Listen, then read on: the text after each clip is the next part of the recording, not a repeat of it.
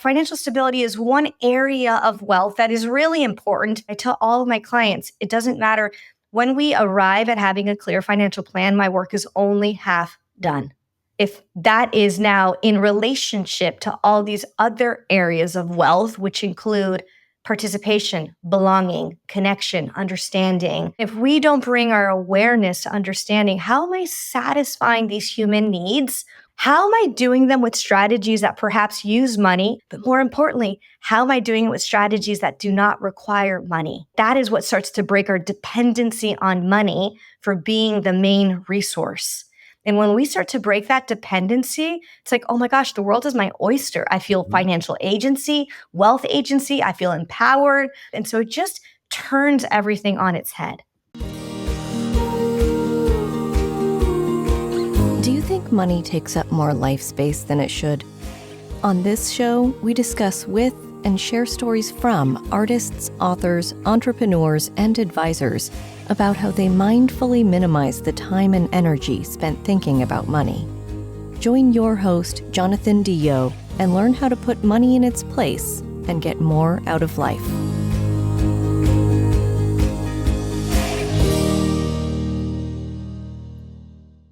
Welcome back. On this episode of the Mindful Money Podcast, I'm chatting with Elizabeth Husserl.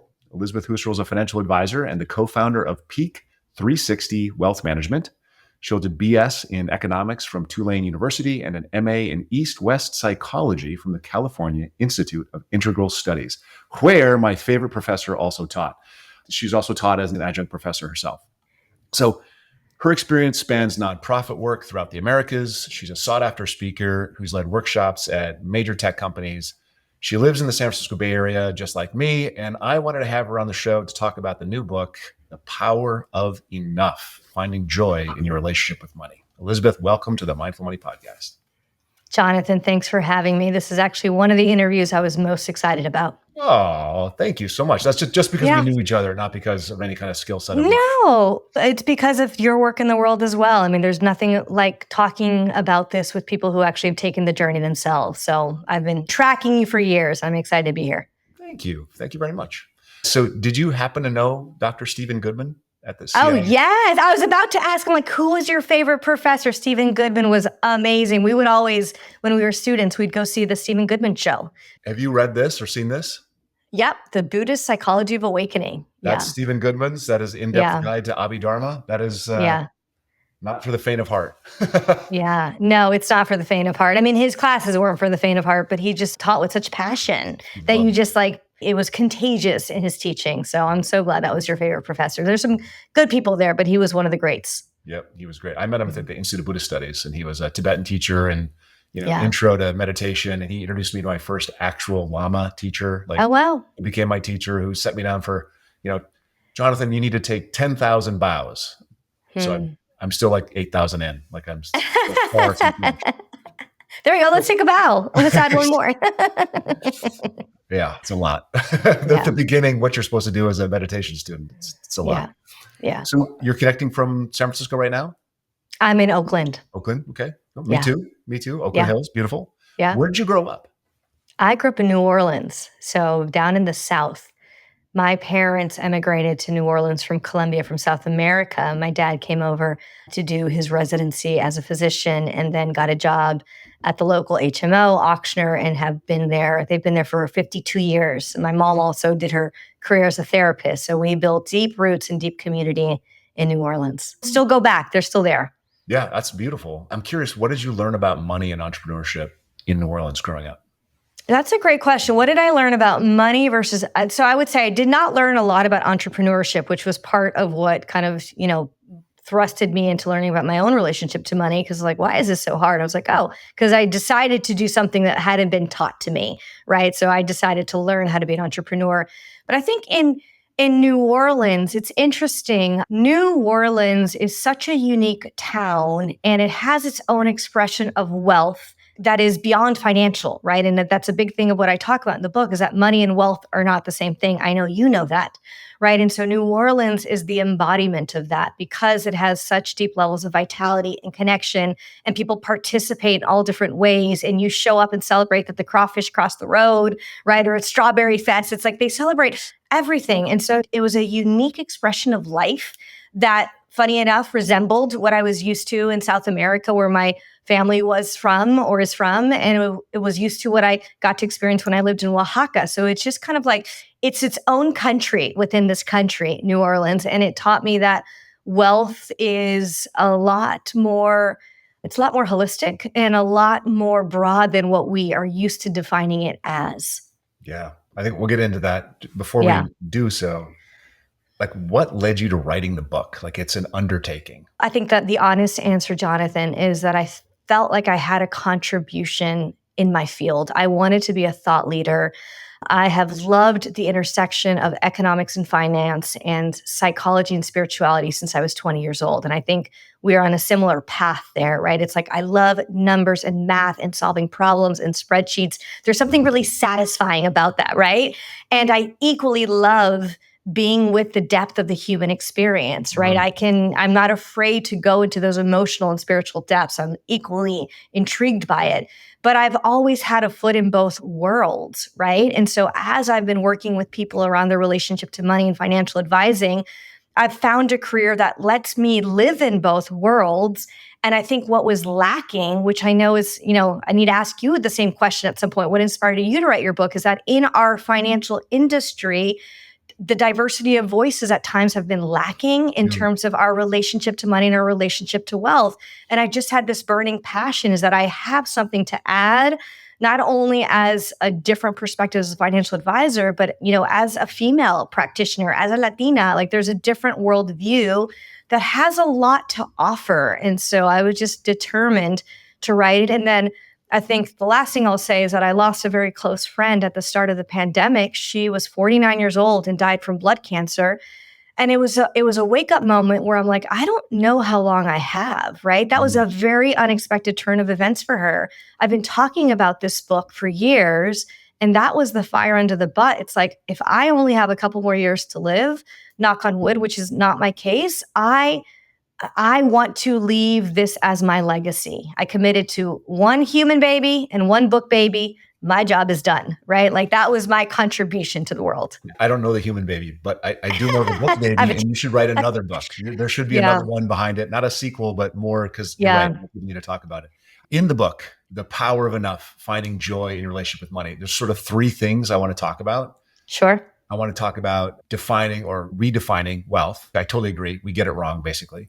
I want to talk about the satiation paradigm versus abundant scarcity, which if you're on social media, it's all about abundant scarcity and abundant mindset. And I want to talk about this idea of embodying wealth. To start, set up the problem. Like, what do we get wrong individually, culturally about how we define money? Yeah. So I think the initial problem, Jonathan, is that we think money and wealth are the same thing, and they're not, right? And so that's the core issue. Money is a tool and a technology, and it has very specific functions. Wealth is a state of well-being, right? So the other way to think about it is that it's almost like saying that relationships and love are the same thing. No, love is an essential state, right? Relationship is one tool to experience love. And so think of it that way. Wealth is a state of well-being, an essential state that I believe is a human right that we all have access to. And money is one tool, one resource, one element that can help us experience particular flavors of wealth, right? But wealth is so much more broad. And so what happens is that when we confuse the two, one, we start to misuse money, right? We start to give money too much power. It becomes the scapegoat of, wait a second, I need more and more and more of you to feel satisfaction in my life. So we misuse money and we don't take responsibility for it, right? Which is a big piece of what I talk about in my book, is that when we start to have a clear and a healthier relationship with money, we actually start to take responsibility for the ways that we give our power away, that we scapegoat money. So that's a big thing, is that we misuse it. But the other thing is that we then rob ourselves of the ability to experience wealth without adding one more dollar to your bank account, right? And that's a different level of poverty where it's like, wait a second, maybe I'm still figuring out my slice of the pie for financial stability. And we'll talk about what I mean by these slices of pie when we talk about the wealth mandala. But what it means is that financial stability is one area of wealth that is really important. Both you and I have had careers, right? I'm still in the financial advising. It's what I do for a living. It's really important. But I tell all of my clients, it doesn't matter. When we arrive at having a clear financial plan, my work is only half done. If that is now in relationship to all these other areas of wealth, which include participation, belonging, connection, understanding, safety, leisure, touch, all these other areas that are based on the science of human needs. And if we don't bring our awareness to understanding how am I satisfying these human needs, one, how am I doing them with strategies that perhaps use money, two, but more importantly, how am I doing it with strategies that do not require money, right? That is what starts to break our dependency on money for being the main resource. And when we start to break that dependency, it's like, oh my gosh, the world is my oyster. I feel financial agency, wealth agency. I feel empowered. I feel excited because I get to design my life. And so it just turns everything on its head. So how did we get here? How did we now turn money into like everybody's God? Like, how did that happen? Yeah, no, that's a great question. And I've racked my brain and research in getting there. And so what I discovered in my journey, Jonathan, was that, so go back in time to kind of more indigenous communities or more localized communities where you had closer, intimate relationships with people who satisfied your material needs, right? And so you knew the baker, you knew the teacher, you knew the banker, you knew whatever. You had more intimate relationships.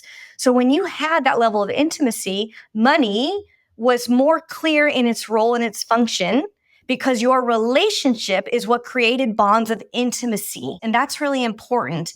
I knew, Jonathan, who you were and how you showed up in the community, right? Did you lean in? Were you showing up and doing your role? Were you productive? Were you somewhat of integrity, et cetera? I knew you through our relationship. In our more modern culture, we don't have those same intimate bonds with each other, right? We don't know. You walk into a grocery store, maybe you say hello to the teller, but they're someone different the next day. We don't have that. And so what's end up happening is that money, instead of just being a tool, has also become a technology for how we trust each other, right? So it's like trustworthiness has been replaced by creditworthiness. And so that's where it starts to feel irky and murky because we're like, wait a second, my sense of self-worth is connected to net worth. Right? How much money do I have is an expression of my success, of my trustworthiness. And we start to feel like that doesn't quite align with how I want to define myself. So that's kind of how we got into this mess where money has an undue power and place in our society because we gave it, right? And I think that's the really important piece is that we can learn how to undo that. So you're talking like 100-year arc or 500-year arc, right? And then I think we cap it off with 25 years ago, social media. And then 4 years ago now, I lose track, COVID, where no one could go out and talk to anybody. And I came out of COVID, like not leaving the house. Like I didn't become a shut-in, but it was harder for me to get out of the house after COVID. So physically distanced. And then this technology lets us talk like this, like we're talking now. We don't have to talk face to face. We can do this. And we did this more and more and more and more. So large arc by technology and then some massive disruption. And now we're here. What do we do? What is the process of recapturing the real value? Yeah, I think you're speaking to you in different terms. Like we're going through a loneliness epidemic, right? We are feeling potentially more wealthy on paper, but lonelier internally. And so let's go back to that second question that you were talking about, like the abundance scarcity loop in relationship to a bigger paradigm. Because what happens, right, is that scarcity brain is real. We are wired to seek, right? And that's kind of how we've kept alive, right? Your ancestors, Jonathan, figured it out. My ancestors figured it out. We're having this conversation today because our ancestors survived, right? And so scarcity brain, it has an important role. But what happens is that it keeps us in this loop where I'm trying to push scarcity away by grabbing onto abundance, right? And what ends up happening is that I'm grabbing onto social media or money or other ways to give me quick hits of dopamine to feel momentarily fulfilled, but it doesn't quite fill this kind of endless hunger that we have for something different, which is, the hungry ghost symptom that they would talk about in Buddhism, right? And so it's like we're eating and we're consuming a lot, but we're not consuming the quality of things that actually makes us feel satisfied. So that's kind of the loop that we're stuck in, right? And so part of what I talk about in this book is that if we just kind of hold the abundance scarcity mindset as one of the ways that we do make decisions to kind of satisfy our financial strategies, but that's one slice of the pie. And we recognize that wealth is rooted in a bigger paradigm, a state of well-being, right, where it's connected to meaning. We can start to see, okay, what are the different strategies that I'm using in my life to satisfy my need for touch, curiosity, leisure, belonging, right? I break it into a one-page pie, a wealth mandala, and I use that word intentionally. Mandala means circle in Sanskrit, and it is a tool to move from suffering to joy, right? It's like when you start to bring that awareness to these different areas of your life. And the reality is that you may do that exercise, John, and be like, whoa, I actually have a 2 in belonging, right? Or a 2 in connection because so much of my life is virtual, right? How can you be with that in non-judgment? Be like, okay, what can I potentially start to shift in small degrees? I'm sure it wasn't easy to decide, okay, pandemic is mainly over, right? We could argue that COVID's here to stay for a long time, but we know a lot more today that allows us to engage with people still real time in a healthier way. So what are the strategies that work for you, Jonathan, that are different that maybe work for me, that allows you to find fulfillment in these different areas, right? And I think that's the important piece in terms of starting to embody wealth instead of just accumulating it, is that the way we work with the scarcity brain is understanding that there's different levels of intelligence in us. So for example, I lean on the body center. That's what I talk about when I talk about satiation. Satiation is the visceral experience of being fulfilled. So the body center, as it starts to learn what satiates it, can actually help the mind relax in its scarcity. So do you notice that difference? I'm leaning into the wisdom of the body that actually tells us when we're full. The easiest example, Jonathan, remember the last time you've had a nourishing meal where you're just like, oh, that hit the spot. We know what that feels like. We also know what it feels like when we eat, a meal on the run, empty calories. You're like, whoa, did I have lunch today? You know what I mean? And you're like, I don't know, I'm going to eat a little extra just in case, right? We gain weight that way. Do you see that? Yeah. You're talking about full though, not just in food. You're talking about full in relational and touch and all these things. Exactly. Right. But I wanted to give the experience because we know what a nourishing meal is. And that's an easy, visceral way of like, oh yeah. And your nourishing meal may not be the same as my nourishing meal. Right. And so what's really important is that when we talk about the wealth mandala based on the science of human needs, and we look at wealth in a myriad of 12 different needs, what's interesting is that human needs are universal, but the way we satisfy them is unique and personal. So this is when it starts to get really fun. And this is where we bring agency to designing a wealth portfolio, right? Where in my financial stability, yes, maybe I use investment strategies, tax strategies, estate planning strategies, everything that we talk about in finance, they have a role to play in the financial stability. But you can't throw more money at belonging if you're not letting yourself feel like you're belonging. You can walk into a room wearing designer clothes and feel totally out of place. And so you have to start to work with like, okay, what does belonging feel like to me, right? Where are those spaces where I can be myself and not wear a mask, right? Who are those people that actually love me for who I am? Am I spending time with them? Or am I spending my time here with people who don't? And how do you start to shift your strategies and notice so many of them do not require the use of money? So one of the goals of the Mindful Money podcast is sort of normalize the conversation about money. You think the sense of money is secret, money is something we don't talk about, nobody knows what anyone earns, it's all very quiet. Do you think that the fact that it's all a secret actually creates more problems for us when we're actually trying to put it in the context of life? What I would say, the fact that wealth is talked about numerically is what makes it a problem, right? And that's where it's a secret. So think if we talk about wealth only in numbers, we go right into the comparative mode.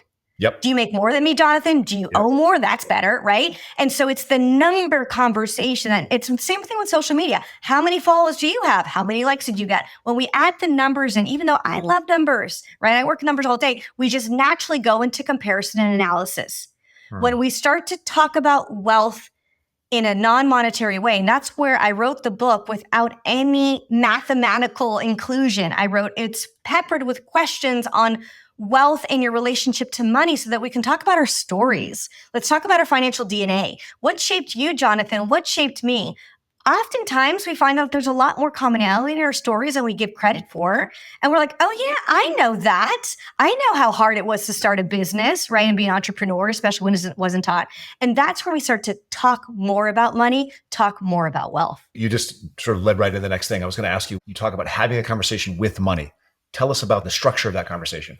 Oh my gosh. So this is the thing that I most loved from CIIS was learning this practice, right? Because I went through my degree in transpersonal psychology, which is pretty abstract, right? Imagine like 2 years with Stephen Goodman. You learn amazing things, but then how do I apply that to a private practice, right? It's like, so I went to this one course with Dr. Klein, and he was going to teach us how to set up a private practice after going through your psychology degree, because that's what I did before going to financial advising. So he introduced the conversation with money technique as a Gestalt chair exercise. So it's a therapeutic chair exercise. They call it the empty chair exercise. And the way it works is that you first choose a money object, right? So this is I've had this money object for 20 years. It's a jar, $20 bills and foreign currency from places that I've gone, right? So you choose a money object. It can be cash, your wallet, credit card, etc. You literally put it in a chair in front of you. And this is fun, Jonathan, because you get to decide how close do you want the chair? Are you feeling really anxiously attached? How distant you want the chair? Because you're like, I can't stand to be in the same room with you, money. Decide on the distance, place money in the chair, set a timer on your phone for 5 minutes. You get to go first and you get to say anything that you're holding emotionally around money. Like, don't tell money your story because that's a different exercise and it knows your story. But you get to say like, God damn it, money, where have you been? Or like, why is it set so hard? Or why do you come in and out so erratically? Or, oh my God, it's so good to see you, money, right? I want more of you. Like, what is that first almost caricature thing that you just need to get off your chest? And I've seen it all. I've seen people just like start cursing at money. People go quiet because like, I don't even know what to say, money, right? So just be in that 5 minutes, even if you have nothing to say. When the timer goes off, literally get up. You sit in the other chair and you hold money in your lap and money gets 5 minutes and money gets to respond to you, right? And I tell people, do not edit, just say whatever comes out of your mouth. And once you start, just let it riff and see what wants to be said from money's perspective. Timer goes off, you get 2 minutes, and then money gets the last word, right? And then when you do this conversation, Jonathan, you can so quickly get to the core of what's the emotional interaction that you have with money. Because the reality is that's how you're meeting money every day. So it's one of the best techniques that I use with clients. I use it with myself all the time. Happy to share some of those examples, but it just gets to the core of what is at the relationship with money. So you work with clients with this process, you had this conversation. What kind of changes do you see in people after they have this conversation? Oh my gosh, I would say the biggest one, Jonathan, is that people take responsibility in a way that I've never seen before. I'm moderating this conversation with money. And one, they'll recognize, oh, I'm actually angry at someone, right? I'm angry at my father who withheld money or was never there and threw money at a problem. And actually what I really wanted them is their love or to come to my soccer games, right? Or they take responsibility of like, oh, money, I'm blaming you for not coming into my life. But guess what? I've actually never really known how to charge my fees. Or I say yes to everyone that I'm so busy, right? Like you start to see what patterns you are doing in your life that actually is recreating the problem. So I would say that's the biggest thing is that the responsibility piece. I think the second piece is that people are like, whoa, I didn't realize that emotion was there. I didn't realize how angry I was, right? And so again, we are literally whipping out our wallets all day long, making transactions. And if the core is anger, you're in relationship with anger a lot, right? And I think that's a really important piece too. It's so the getting clear on what the core, one, taking responsibility. And then 3, when I do this conversation with clients, every discovery meeting, I don't maybe do the full 10-minute, but I will always ask each of them, if I'm working with a couple, to each of them, what's the first thing you would say to money if you were to walk in the room? What would money say back? 9 out of 10 times, they tell me something entirely different. And they're like, oh, I didn't know that. Oh, I didn't know that. And so when I'm working with couples, it helps also just clear the air of like, you all have different relationships to money. Of course. And they just don't know it because they've never had anyone ask the question, right? Exactly. I want you to go into this concept of the wealth mandala. We talked about just a second ago, 12 items. Yeah. How does it work? I'm imagining that people actually design their own and they score each of the sections separately, but Yeah. tell us the story. Yeah. And I'll say, Jonathan, is that it's a free resource available on my website, right? Because you Perfect. can obviously read through it in my book, but you can go after listening to this and download it, print it out and do it yourself. It's a fun one to do with your family. And I'll share more about that. So basically, this wealth mandala meaning circle in Sanskrit, was based on the science of human needs from both Maslow, that we all know, introduced the idea of self-actualization in relationship to kind of some core survival needs. And then this economist, Manfred Max Neef, who I had the privilege of studying with, and he brought this idea of satisfiers to needs, right? So again, human needs are universal. The way we satisfy them are unique and personal. Funny enough, he was from Chile, and I think the underlying current was he wanted to help Chilean policymakers create strategies, economic strategies that were different from the United States, right? Because they're like, we can decide our own economic agency, right? And so I think there's a core piece there of how do we individuate from what is the potential more status quo. And so what I did is that, Manfred Mechanics was definitely a little more technical and he created a matrix. I'm like, no, let's make something pretty and easier to work with. So it's a circle that's divided into 12 sections. So the 12 human needs are financial stability, safety, physical health, freedom, purpose, understanding, participation, belonging, connection, curiosity, leisure, touch. And I did leave 2 spaces, Jonathan, for people who are like, you know what? You didn't say a need that's really important to me. Transcendence, service, creativity. Add your own, right? Because, I do think that there's some space here for creativity. And then what you do is that on a scale of 1 to 10, you color out almost like if it were a petal, how fulfilled you are in each need. So for example, if you feel really fulfilled in the need for touch, I actually love touch. I ask for hugs a lot. I'll hug my daughter a lot. So I feel pretty fulfilled there. I like to go for massages. I would fill it out on a scale of 1 to 10. 8 in kind of the flower petal is pretty full. So you go around and you just assess how fulfilled you are, right? And then you put it on the wall, Jonathan, and it becomes this beautiful flower. And I say that on purpose because a flower is not perfect in its petals, right? Some petals are a little more wilted, some are a little more filled out. And so if you look at your wealth mandala, just take it in for what it is, you'll start to recognize, there's some areas in my life that I actually know how to satisfy myself in. Great. What am I doing there? Right? Start to bring some inquiry. What's working there? Right? And then there's some areas in my life that potentially feel at lack right now. In some cases, poverty, right? This again, we're diversifying what poverty is and feels like. And then the question is, do I want to bring more resources and attention? Yes or no? And usually when I'm working with people, I'll say, okay, this year, let's choose 2. Right? It could be one that's already fulfilled that we want to amplify. It could be one that's feeling lack or scarcity, and let's work on this. And then whenever we choose to, I tell people now write out strategies that may include money or that are non-monetary as we start to design bringing more fulfillment and meaning into this portion of your wealth portfolio. You just said something that was amazing to me, and it didn't hit me because I always think about the upside here, but you said the poverty of those 12 things as well as the wealth of those 12 things. You get a 1 in something, maybe that's a good spot to look at maybe boosting your overall well-being because there's got to be some kind of balance, right? Yeah. Really important to weigh that. We only look at the poverty and the wealth, but I could have a great family. I could have a great relationship with lots of touch and all the good things, abundance of everything, and no money. I could be totally happy. And we see this all the time with people. Yeah, I'll say 2 things are like Maya Angelou said, some people are so poor, all they have is money. Yep. Right? It's such a poignant statement. And the other thing that I would say too is that this is what was taught to me when I went to work in Oaxaca for 2 years, where it's like I went there to teach Indigenous women how to create savings and loan cooperatives. I was working in the piece of the pie of financial stability, right? So they didn't have to be dependent on loan sharks. They taught me how wealthy they were in so many of these other areas. And I was like, wait a second, Jonathan, my work isn't in Oaxaca. My work is back in the United States where we have so much and yet we feel poor. Yes. What is that about, right? What is that feeling of scarcity? And I think the edginess is, stating out loud is that we have poverty in different areas of our life.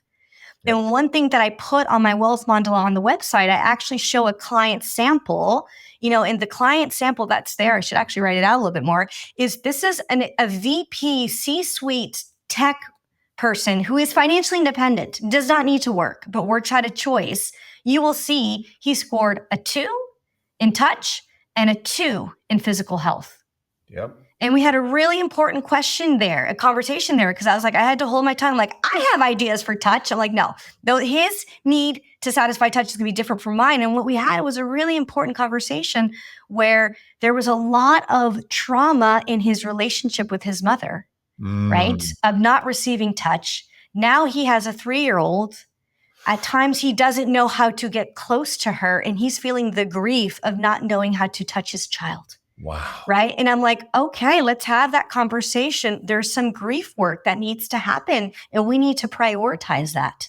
Right. And so it's like, if I hadn't had this conversation with him, Jonathan, we would not have discovered that. And no amount of money is going to make him feel closer to his child if we don't get through the grief. Yes. Wow. There's this undercurrent of basic awareness. That's Yeah. at the foundation of all of this. So do you have practices or recommend practices, or do you recommend people meditate 10 minutes a day? What's sort of the thinking about general awareness? Yes. Well, what I would recommend is just literally have a 10-minute conversation with money every day. Like, that's what I do on my meditation cushion. I'm very relational, Jonathan. So I learned the hard way that going and just being quiet is harder for me. Going and talking to money is easier, right? And so there's a way in which, know your meditative style. I am married to someone who could spend like 45 minutes on the cushion. So I would recommend some type of awareness for sure. I like guided meditations, and the conversation with money feels like a guided meditation. The second practice that is very easy and anyone can start today is do a 30-day satiation challenge. And remember, satiation is the visceral experience of fulfillment. And so for 30 days, at the end of the day, right, write down 3 things that satisfied you. This is not gratitude. This is not at the heart experience of what you're grateful for. This is, what am I satisfied? And a lot of times, Jonathan, it can be things that have been hard, right? A hard client conversation, finishing a project, doing that workout, cooking for everyone, an amazing meal. Like, I'm making these things up. Like, our meaningful conversation, Jonathan, will make my list tonight. I love these conversations, right? So for 30 days, write 3 things. And then don't think about it. At the end of the 30 days, in one sitting, have a cup of tea and read through all of them and start to see what are the patterns that you already know how to implement, the behaviors that bring satisfaction and satiation to your life.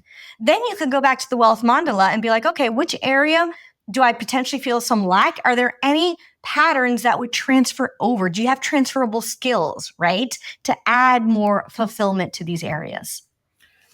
I just want to say this, the idea of the satisfying, and that's where enough is. Like, that is the definition of enough. And we seem to reach for more. We seem to get bent out of shape about stuff, but enough is I am satisfied. Yes? Yeah. Yeah. For me, the power of enough is the embodied experience of satiation. Boom. Ask that question. That is perfect. So I ask everyone on this podcast to simplify it for us. So if you were talking to someone new for the first time, what is one thing they could do today that would start their journey towards financial healing and satiation? So I gave 2 techniques already, but I would say first, 2 belief changes. One is the power of enough is a human birthright. Like, I cannot say that enough. Well, actually, the power of enough is a human birthright, and that is enough. We'll let that be. I think the second piece is to own that you're in a relationship to money. And the easiest way to own that is by sitting down and talking to it, right? And then the third piece is do a satiation practice, right? A satiation challenge for 30 days. Start to recognize how you already know how to satisfy yourself, because you do know, right? And all of these things, Jonathan, will improve your wealth portfolio without having to add one more dollar to your bank. Love it. On the flip side of that, that's some things to do. What are some things that we're doing that we should stop doing? That's a great question. I think stop conflating wealth with money, right? Start listening to the ways that we talk. You know, how do you refer to wealth? How do you refer to people who are wealthier in your life? What are you referring to? I personally, Jonathan, have committed. I am no longer using the word net worth. When I talk with clients, I'm talking about asset size, but I'm decoupling the idea of net worth from self-worth, right? And so I'm being very mindful in how I talk about things, right? I also find it funny that Words matter. I find Words it so matter. funny in our industry that we talk about investments as securities. I'm like, does anyone else hear that? Right. And so the words matter as we talk about it. How do you talk about your relationship to money? What do your kids see you model is a really big one. So I think we just need to start to commit to decoupling those things. Money and wealth are different things. Do not confuse them. Absolutely. Beautiful. Just before we wrap up, what is the last thing you changed your mind about? The last thing I changed my mind about, you know what? This morning I thought I didn't have enough time to drive my daughter to school and she was having a really hard morning. And I was like, you know what? We're going to make it happen. And we had the most wonderful conversation on the drive to school. So the lack of time, that's my place of working on scarcity. So. Beautiful. There's so much in the book that everyone should just check out, read the book, get the book. Where do they get the book and where do they find you? Yeah, they can find me. So my website's the easiest place, elizabethhusserl.com. That is Husserl. You can also follow me on Instagram, but be mindful of your social media.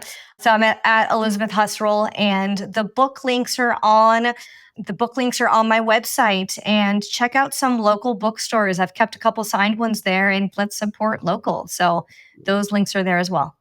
Elizabeth, thanks so much for being on the podcast. I love the fact that we're reconnected. It's been a long time. Yeah. We couldn't figure out how long it's been, but I'm glad we're reconnected. We're definitely going to have lunch, talk about some other things. So thanks for coming on. Yeah. Thanks for having me, Jonathan. It's been super fun.